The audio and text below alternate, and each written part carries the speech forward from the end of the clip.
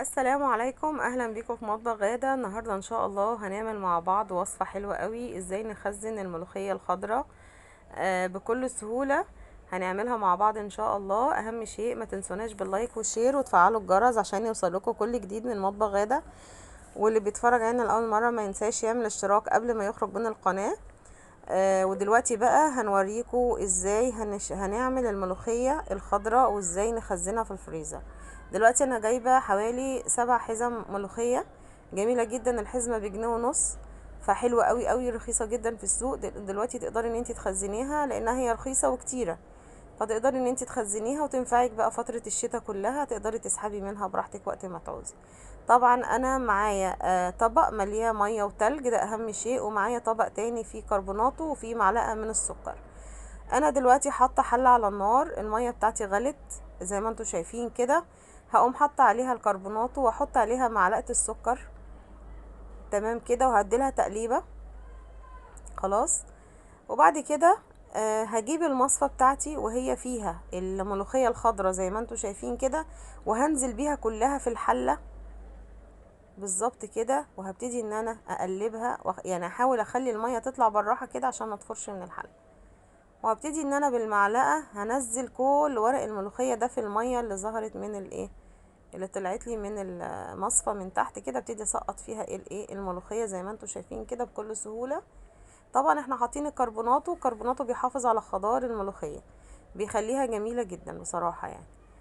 انا بحب احطها لو كانت ملوخيه خضراء او ملوخيه ناشفه، انا بحب احط لها حبه الكربوناتو، بتخليها فاتحه وجميله.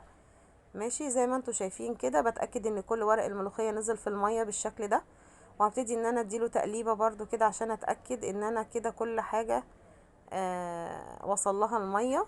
وبعدين احنا مش بنقعدها على النار اكتر من دقيقتين يا جماعه، ما تكتروش اكتر من كده لان ورق الملوخيه مش بيستحمل.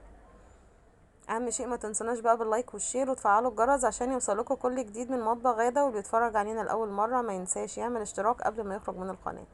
دلوقتي انا بعد ما اتاكدت ان كل الملوخيه نزلت في الميه وقعدت دقيقتين بالظبط، هبتدي ان انا اطلع المصفى من الحله اللي فيها الميه السخنه واسيبها انها تتصفى بالشكل ده. خلاص كده، اتاكد انها اتصفت كلها. هبتدي ان انا الخطوه التانية احطها على الطبق اللي فيه الميه اللي بالتلج زي ما انتوا شايفين كده، عشان اقدر اعمل لها صدمه واقدر احافظ على خضرها اطول وقت. برضو انا بعمل كده يا جماعه. كل الخضروات لو هعمل باميه او هعمل بسله او هعمل فاصوليا، الحاجات دي لازم يتعمل لها صدمه اول ما تطلع من الميه السخنه على طول. دلوقتي بقى انا جبت الخلاط بتاعي. هبتدي اصفي الملوخيه واحطها في الخلاط. طبعا انا مش هحط لها ميه ولا هحط لها اي حاجه، كده كده ورقها طري وهقوم ضربها على طول. انا ما رضيتش اضرب قدامكم الخلاط علشان ما اضيعش وقت البرنامج الحلقه. دلوقتي كده زي ما انتم شايفين الباميه الملوخيه خضرة ازاي وجميله جدا، ورقها حلو قوي قوي وريحتها حلوه. انا معايا اكياس الفريزر دي، اكياس صغيره شويه بدل الاكياس الكبيره. بصوا تقيله ازاي وليها عرق يا جماعه.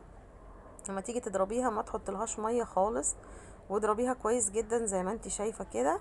وابتدي ان انت قسميها في اكياس التلاجة دي، اكياس صغيره بتبقى دوبك على قد الاكله، احسن من الكيس الكبير. دلوقتي يا جماعه هبتدي ان انا اكيس كل الكميه بتاعتي دي. ما شاء الله كل دول 7 حزم زي ما قلت لكم، الحسبه ب1.50 جنيه. الملوخيه كتيره جدا واسعارها حلوه قوي، وهتقدري ان انت تجربي يا ستي. لو انت خايفه تجربيها ممكن تجربي في حزمه او حزمتين، ولو لقيتيها حلوه وعجبتك جيبي كميه اكبر وخزنيها لو انت بتحبي الملوخيه الخضراء. دلوقتي كده خلاص اخر حبه معايا هضربهم. شايفين يا جماعه بسم الله ما شاء الله فيها بركه. يعني انا ال7 حزم عاملين لي 5 اكياس حلوين جدا، بتبقى على قد الاكله بالظبط.